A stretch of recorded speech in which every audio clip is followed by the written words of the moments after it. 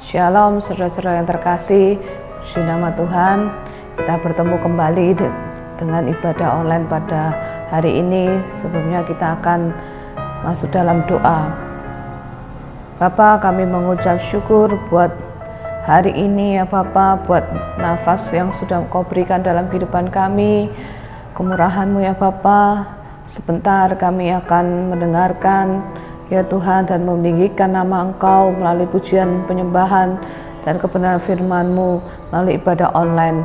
Biarlah Tuhan kuasa-Mu ya Tuhan, Roh Kudus-Mu menjamah setiap kami yang ada di rumah-rumah. Kuasa-Mu yang tak terbatas, Roh Kudus, kiranya kami serahkan ibadah online ini dari awal, pertengahan hingga akhirnya. Kami serahkan hanya di dalam nama Tuhan Yesus Kristus. Haleluya. Amin. Mari jemaat Tuhan yang terkasih, kita tinggikan Dia, kita agungkan Dia, hanya Yesuslah segalanya dalam hidup kita.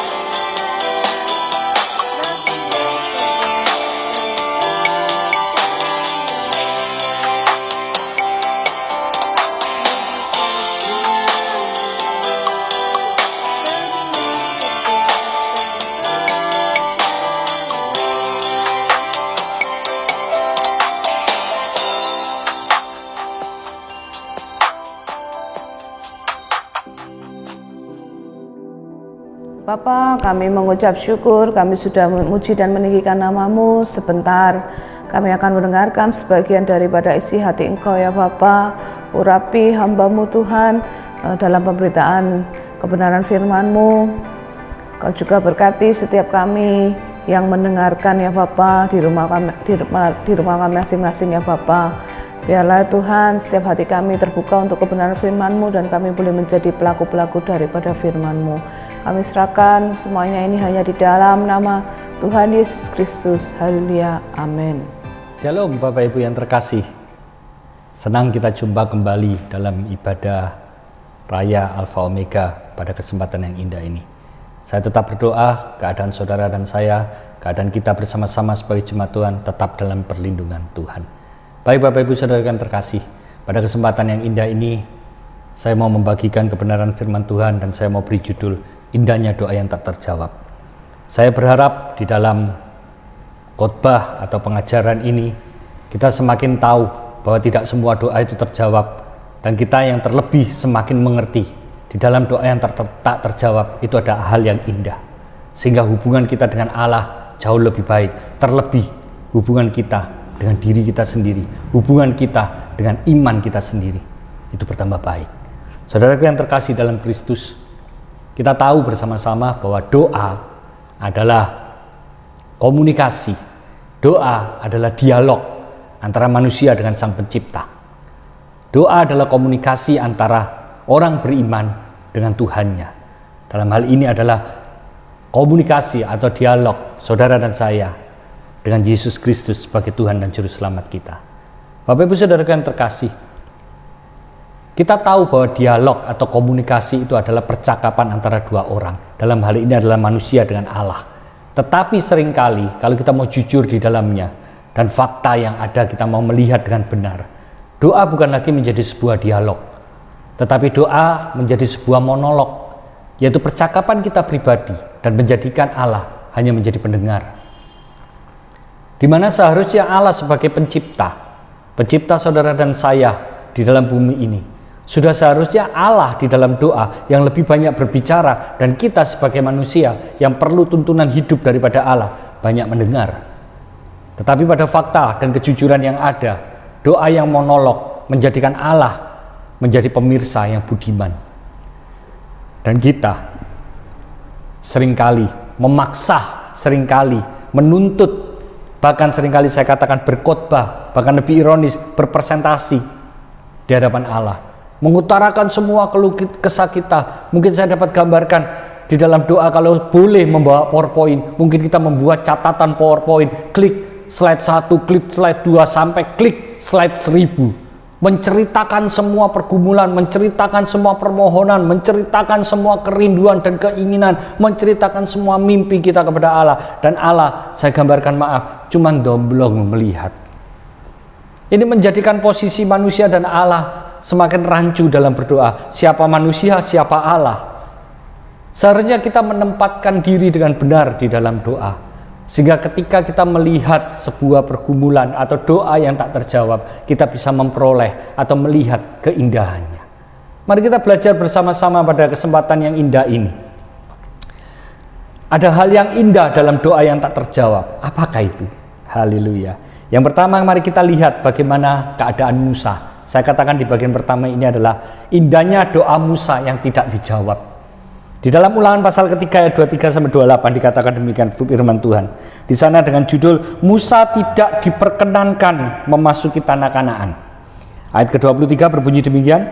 Juga pada waktu itu aku mohon kasih karunia daripada Tuhan demikian. Ini Musa sedang merajut Allah, Musa sedang merayu Allah di dalam doanya. Ya Tuhan Allah, Engkau telah mulai memperlihatkan kepada hamba-Mu ini kebesaran-Mu dan tangan-Mu yang kuat. Sebab Allah manakah di langit dan di bumi yang dapat melakukan perbuatan perkasa seperti Engkau. Ayat 25. Biarlah aku menyeberang. Ini Musa mulai mengutarakan keinginannya di dalam doa kepada Allah. Biarlah aku menyeberang dan melihat negeri yang baik yang di seberang sungai Yordan, tanah pegunungan yang baik itu, dan gunung Libanon. Ini yang saya tadi katakan. Doa kita sama dengan doa Musa pada waktu itu. Doa yang monolog, memberikan kata pembuka yang indah. Bukan ini tidak baik, tetapi dalam konteks ini saya mau katakan ada sesuatu yang indah dalam doa yang tak terjawab. Sehingga dari cerita Musa ini kita melihat apa keindahan doa Musa yang tak terjawab.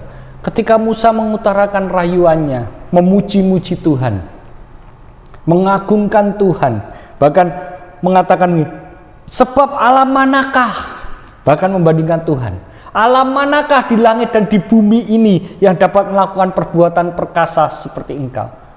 Kita juga mungkin kadang-kadang sering berdoa begini, Bapa yang baik, Engkaulah Allah yang mempunyai langit dan bumi dan segala isinya, emas perak ada padamu. Semua bumi ini adalah milikmu. Oleh sebab itu aku berdoa, berkatilah aku menjadi kaya raya. Boh. Seringkali kita memakai kuasa Tuhan untuk mendukung niat doa kita yang hanya untuk memenuhi nafsu.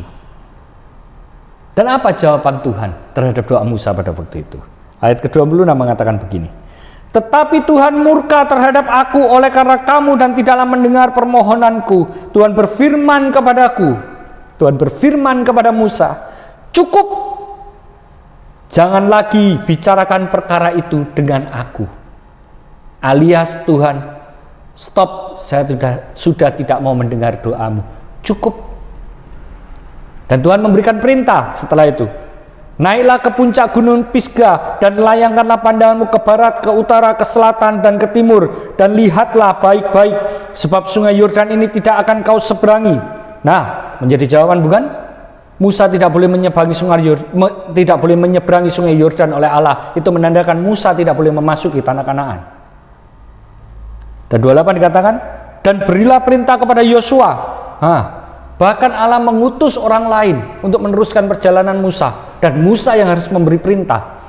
Dan berilah perintah kepada Yosua, kuatkan dan teguhkanlah hatinya, sebab dialah yang akan menyeberang di depan bangsa ini, dan dialah yang akan memimpin mereka sampai mereka memiliki negeri yang akan kau lihat itu. Saudaraku yang terkasih, ini menjadi hal yang sering juga kita alami dalam hidup ini. Berdoa A, jawabannya C. Berdoa B, jawabannya D. Bahkan seakan-akan Allah memalingkan muka seperti doa Musa terhadap Allah untuk memasuki tanah Kanaan. Stop, cukup. Jangan katakan perkara itu kepadaku. Stop, don't talk about it. Sungguh ngeri ketika kita tidak memiliki iman yang teguh mendengar sebuah doa yang tak terjawab. Tetapi indahnya pada malam hari ini kabar baik. Ada sesuatu yang indah di dalam doa yang tak terjawab. Saya mau katakan di sini, Tuhan sudah tahu kapasitas Musa pada waktu itu. Tuhan sudah menghargai, menilai, menyertai, melakukan perkara-perkara ajaib untuk menuntun perjalanan Musa. Dan saya percaya itu bukan perjalanan yang mudah. Itu bukan pelayanan yang mudah yang Musa berikan kepada Allah untuk menuntun bangsa Israel keluar dari Mesir menuju tanah Kanaan. Debu padang gurun, panas terik matahari, hujan, malam yang dingin di tengah padang gurun merupakan pergumulan atau pengalaman yang indah. Tetapi hanya satu permohonan Musa tidak dijawab. Mungkin saudara dan saya sudah lama mengiring Tuhan, beriman, perpuluhan tidak pernah terlambat, persembahan tidak memberi yang terbaik, bahkan kehidupan menjaga dengan baik, dengan kudus. Tetapi terkadang ada sebuah doa yang kita juga tidak dijawab oleh Allah. Tetapi kita harus tahu, ada hal yang indah. Tuhan lebih tahu kapasitas kita sebagai manusia, terlebih di dalam pergumulan hidup dan dalam melakukan kehendaknya. Dalam hal ini yang pertama, di bagian yang pertama ini saya mau katakan, Allah ingin ketika doa kita tidak terjawab, Allah ingin saudara dan saya di dalam iman beristirahat dan menikmati. Seperti halnya doa Musa yang tidak dijawab, Allah ingin Musa beristirahat dan menikmati. Beristirahat dan menikmati apa? Menjadi bukti di dalam ayat ke-27 dan 28 dikatakan, Allah memerintahkan Musa untuk naik ke puncak gunung Pisgah dan melayangkan pandangannya ke barat, ke utara, ke selatan, dan ke timur. Dan lihatlah baik-baik, sebab sungai Yordan ini tidak akan kau seberangi. Ketika doa saudara dan saya tidak dijawab, ada hal yang indah supaya kita beristirahat dan menikmati. Naik ke puncak gunung, ke tempat yang tinggi.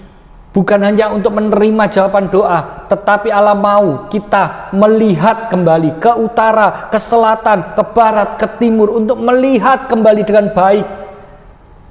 Sudah berapa banyak pertolongan Allah terhadap saudara dan saya? Sudah berapa banyak penyertaan Allah terhadap perjalanan hidup saudara dan saya? Allah mau pada titik ini kita beristirahat, dalam arti kita mensyukuri apa yang sudah kita lewati. Itulah indahnya doa yang tak terjawab. Apabila setiap doa kita terjawab, banyak lebih permohonan, banyak lebih lagi permintaan, dan kita tidak bisa melihat kebaikan Allah, dan terlebih kita tidak bisa bersyukur di dalamnya. Dan menjadi satu bukti kembali bahwa indahnya doa Musa yang tak terjawab. Meskipun Musa tidak bisa masuk Kanaan Samawi, tapi Musa bisa masuk ke dalam kerajaan surga. Menjadi bukti di dalam Matius pasal ke-17 ayat pertama sampai dengan keempat, di mana Petrus menjadi saksi ketika Yesus dimuliakan. Petrus melihat ada Musa, ada Elia, dan ada Yesus Tuhan. Bahkan Petrus berkata kepada Tuhan Yesus, akankah aku bangunkan 3 kemah di tempat ini? 1 untuk Musa, 1 untuk engkau, 1 untuk Elia. Bahkan Petrus ingin, sungguh indah, sungguh aku ingin berada di sana. Dan itulah surga yang mulia. Allah melihat bagaimana perjalanan Musa. Allah melihat bagaimana perjalanan iman Musa. Demikian juga hari ini. Meskipun doamu tak terjawab pada sesuatu yang indah, Allah melihat imanmu, Allah melihat pergumulanmu. Bukan kita memiliki Allah yang tak peduli, tapi Allah ingin kita beristirahat dan melihat ke belakang pertolongan-pertolongan Allah yang sudah terjadi. Dan yang bagian yang kedua, indahnya doa yang tak terjawab. Kita melihat bagaimana doa Ayub yang tak terjawab. Ayub pasal ke-16 ayat pertama sampai dengan 22. Bagaimana di sana dikatakan Ayub mengeluh tentang perlakuan Allah. Kenapa Ayub mengeluh? Di dalam pasal pertama kehidupan Ayub dikatakan orang yang soleh.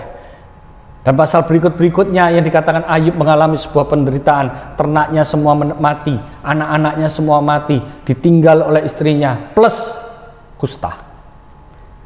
Bukankah ini penderitaan yang cukup besar? Dan saya percaya pasti Ayub berdoa. Tetapi di sana dikatakan di dalam pasal ke-16 ayat pertama sampai 22, Ayub mengeluh tentang perlakuan Allah.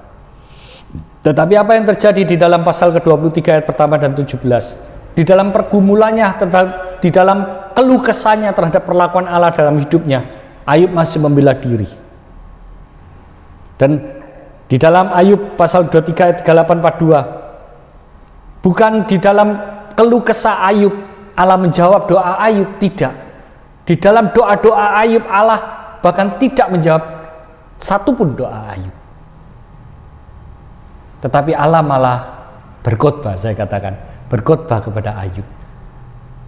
Dalam ini mungkin saya dapat gambarkan Allah berkhotbah, Ayub, seharusnya engkau itu lebih menjaga dirimu. Kau tidak melihat siapa yang menciptakan langit dan bumi, siapa yang menciptakan hidupmu, itu kedaulatanku.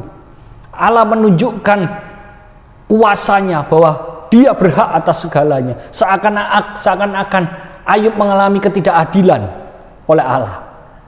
Tetapi kita lihat kembali di dalam Ayub pasal ke-40 ayat ke-6 sampai dengan 24. Allah malah murka dan menantang Ayub. Apabila engkau tidak setuju dengan apa yang kulakukan kepada engkau, terserah engkau. Mau mengutuki aku, terserah engkau. Aku pun juga tidak akan mengingini engkau. Wah, kehidupan yang saleh pada mulanya, kehidupan yang penuh doa pada mulanya, tetapi mengalami satu ujian hidup yang berat. Dan setiap manusia, bukan hanya Ayub, saudara dan saya pun dalam ujian yang berat, pasti akan melantunkan doa yang penuh ratap, yang penuh tangis. Tetapi apa yang terjadi? Di dalam pergumulan yang berat, doa Ayub tidak dijawab. Pernahkah saudara mengalami ini? Di dalam rintihan tangismu, di dalam rintihan kedukaan, engkau berdoa dan doamu tak terjawab. Tetapi apa indahnya, keindahan apa yang terjadi di dalam doa Ayub yang tak terjawab. Pasal ke-42 ayat ke-5, Ayub berseru dalam pergumulannya. Ketika Ayub menyadari sebuah keindahan dari doa yang tak terjawab. Hanya dari kata orang saja aku mendengar tentang engkau, tetapi sekarang mataku sendiri memandang engkau. Indahnya doa yang tak terjawab menjadikan Ayub dimurnikan dalam hidupnya. Sekali lagi saya katakan bagian yang kedua yang perlu kita tahu, keindahan dalam doa yang tak terjawab. Dalam setiap doa yang tak terjawab, seperti halnya Ayub, Tuhan mau saudara dan saya dimurnikan dalam hidup dan lebih mengenal Allah. Ada sesuatu yang harus kita bayar dalam pergumulan ini. Memperoleh sebuah kemurnian hidup dan lebih mengenal Allah meskipun doa yang tak terjawab. Itulah keindahannya. Ayub 42, pasal 42 ayat ke-7 sampai ke-16. Kita lihat kembali. Kita memiliki, sekali lagi saya katakan, kita memiliki Allah yang adil. Di dalam doa yang tak terjawab di bagian yang pertama Musa, kita melihat keadilan Allah. Allah melihat bagaimana pengorbanan Musa, Allah melihat bagaimana iman Musa, dan Allah memberikan surga mulia kepada Musa. Demikian juga Ayub. Ketika di dalam pergumulannya, di dalam doa Ayub tidak terjawab, bahkan Allah bergumul bersama-sama dengan Ayub sampai Ayub mengalami pemurnian dalam hidup dan lebih mengenal Allah.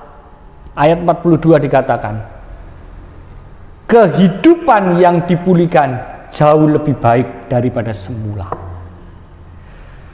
Kehidupan Ayub dipulihkan, anak-anaknya dipulihkan, pekerjaannya dipulihkan, keluarganya dipulihkan. Bapak Ibu Saudara yang terkasih, mari kita lihat bagian yang kedua ini. Indahnya doa yang tak terjawab. Allah ingin memurnikan hidup saudara dan saya supaya kita lebih mengenal Allah. Percayalah, kita punya Allah yang adil. Bukan hanya menjadikan atau seakan-akan membiarkan kita bergumul dalam masalah. Tetapi apabila sudah waktunya yang menurut kehendaknya, yang menurut kedaulatannya, dikatakan kita sudah murni di dalam hidup ini, maka segala sesuatunya akan dipulihkan. Allah tidak menginginkan saudara dan saya hidup dalam penderitaan, tapi Allah ingin kita hidup dalam kemurnian. Haleluya. Dan bagian yang ketiga kita lihat, saya ambil 2 contoh di perjanjian lama dan yang berikutnya adalah 2 contoh di perjanjian baru. Di bagian yang ketiga ini kita lihat bagaimana doa Yesus Kristus pada waktu itu sebagai manusia yang tidak dijawab Allah. Kita punya Tuhan yang juga pernah mengalami. Sehingga dia sendiri berfirman, aku dulu dicobai supaya aku sekarang dapat menolong yang dicobai, yaitu saudara dan saya. Tuhan juga mengalami itu. Doa Yesus Kristus yang tidak dijawab oleh Allah, kita lihat di dalam Matius pasal ke-26 ayat ke-39. Injil Matius pasal ke-26 ayat ke-38 39. Lalu katanya kepada mereka, hatiku sangat sedih seperti mau mati rasanya. Tinggallah di sini dan berjaga-jagalah dengan aku. Tuhan Yesus merasakan penderitaan yang berat dan menginginkan para muridnya untuk menemani dia dalam berdoa, tetapi mereka malah tidur. Bahkan 39 katakan, maka ia maju sedikit lalu sujud dan berdoa katanya, ya Bapakku, jikalau sekiranya mungkin, biarlah cawan ini lalu daripadaku, tetapi janganlah seperti yang ku kehendaki, melainkan seperti yang engkau kehendaki. Kita loncat ayat 42. Lalu ia pergi dan kedua kalinya dan berdoa katanya, ya Bapakku, jikalau cawan ini tidak mungkin lalu, kecuali apabila aku meminumnya, jadilah kehendakmu. 2 kali Yesus berdoa, memohon untuk dilalukan daripada pencobaan yang ada. 2 kali pula doa Yesus tidak dijawab. Saya mau katakan begini, apabila doa Yesus dijawab pada waktu itu, dan pencobaan yang dengan tujuan Yesus Kristus sebagai putra Allah yang tunggal dikorbankan untuk menebus dosa saudara dan saya, dijawab pencobaan itu, doa Yesus itu, dan pencobaan itu dilalukan, saudara tahu, saya yakin, sangat yakin, kita tidak akan ada di sini. Bahkan kita tidak akan tercipta di dunia ini. Mungkin Allah sudah murka dan membinasakan semuanya karena kegagalan manusia pertama, yaitu Adam, menjadikan manusia murka. Menjadikan Allah murka. Dan apabila manusia kedua, yaitu putranya yang tunggal Yesus Kristus, tidak bisa melalui ini semua, dan Allah kasihan menjawab, aduh kasihan anakku, dan dijawab Yesus dilalukan dari pencobaan itu, maka tidak ada penebusan dosa. Dalam arti yang lain, kita semua manusia binasa. Tetapi Allah tidak menjawab doa Yesus. 2 kali Yesus berdoa, lalukanlah cawan ini. Tetapi kehendak Allah berkata, tidak, tetaplah engkau dalam kehendakku. Indahnya doa yang tak terjawab ini apa yang mau kita pelajari Bapak Ibu? Indahnya dari doa Yesus yang tak terjawab di Taman Getsemani ini, apa yang mau kita pelajari? Bagian yang ketiga. Bagian yang pertama tadi supaya kita bisa beristirahat dan menikmati pertolongan Allah. Bagian yang kedua supaya kita lebih dimurnikan dalam hidup dan lebih mengenal Allah. Bagian yang ketiga, indahnya doa yang tak terjawab adalah supaya menggenapi rencana Allah yang besar. Supaya menggenapi rencana Allah yang besar. Di dalam setiap doa yang tak terjawab ada sebuah rencana yang besar. Mungkin hari ini doamu tidak terjawab di dalam pergumulan yang berat, tetapi ingat dan percayalah ada rencana Allah yang besar. Mungkin keselamatan keluargamu, mungkin engkau dipakai untuk menginjil menjadi saksi oleh karena pergumulanmu. Mungkin Allah ingin melakukan mujizat yang lebih besar daripada hanya kesembuhan sakitmu, yaitu keselamatan jiwamu. Kita harus mengerti bagian ini. Ada indahnya, ada sesuatu yang indah dari doa yang tak terjawab. Bahkan di bagian yang terakhir kita mau lihat bagaimana doa Rasul Paulus yang tidak dijawab oleh Allah. 2 Korintus pasal ke-12. 2 Korintus pasal ke-12 ayat ke-7 sampai dengan 8. Dan supaya aku jangan meninggikan diri karena penyataan-penyataan yang luar biasa itu, maka aku diberi suatu duri, dan Paulus dikatakan diberi suatu duri dalam dagingku, yaitu seorang utusan iblis untuk mengocoh aku supaya aku jangan meninggikan diri. Tentang hal itu aku sudah 3 kali berseru kepada Tuhan supaya utusan iblis itu mundur daripadaku. Bapak Ibu Saudara yang terkasih, Paulus sebagai rasul yang besar 3 kali berdoa, minta supaya Tuhan mencabut duri dalam dagingnya. Di sini Paulus mengatakan iblis yang menaruhnya. Paulus minta kepada Tuhan supaya itu diambil, diangkat, supaya iblis itu tidak semakin hari mengganggu hidupnya, supaya pelayanannya semakin bisa kemana-mana. Tetapi apa yang terjadi 3 kali Paulus berdoa? Tuhan tidak jawab. Bahkan Tuhan tambahkan satu bonus, penjara. Bukankah seorang rasul yang besar berdoa dengan tekun, berdoa dengan sungguh-sungguh? Tetapi Paulus juga mengalami doa yang tak terjawab, bahkan dengan satu bonus, penjara. Bapak Ibu Saudaraku yang terkasih, 2 Korintus pasal ke-12 ayat ke-9 dikatakan di sana, tetapi jawab Tuhan kepada Paulus, cukuplah kasih karuniaku bagimu, sebab justru dalam kelemahanlah kuasaku menjadi sempurna. Loh, berdoa dalam pergumulan malah Tuhan bilang, cukup kasih karuniaku, biar kamu lemah, justru dalam kelemahanmu kuasaku sempurna. Loh, kita punya Tuhan yang luar biasa, unik. Tuhan mau mutlak kuasanya tanpa ada kuat gagah manusia. Cukuplah kasih karuniaku bagimu, justru dalam kelemahanlah kuasaku menjadi sempurna. Tuhan ingin menyatakan kuasanya lebih besar tanpa kuat gagah manusia. Apabila kuasa Tuhan dipengaruhi oleh kuat gagah manusia, itu namanya bukan kuasa yang besar, tetapi kuasa kombinasi antara manusia dengan Allah. Tetapi kita punya Tuhan yang berdaulat, yang ingin benar-benar menyatakan kuasanya pribadi, mutlak dalam kehidupan saudara dan saya. Dan bagian yang ketiga ini mau saya katakan, indahnya doa Rasul Paulus yang tak terjawab adalah melihat kuasa Allah dinyatakan dalam hidup kita. Salah satu contoh, apabila orang kaya raya sakit keras, pasti dia berusaha mencari obat yang terbaik, dokter yang terbaik, rumah sakit yang terbaik. Tetapi seringkali orang yang sakit keras di dalam pergumulannya, dia pasti berdoa memohon kesembuhan. Tetapi tidak akan pernah dijawab apabila dia masih berulah, masih mengandalkan kekayaannya, masih mengandalkan kekuatannya. Dan saya percaya ayat ini juga berlaku bagi orang-orang kaya yang sakit dalam Tuhan, yang hanya mengandalkan kekuatannya.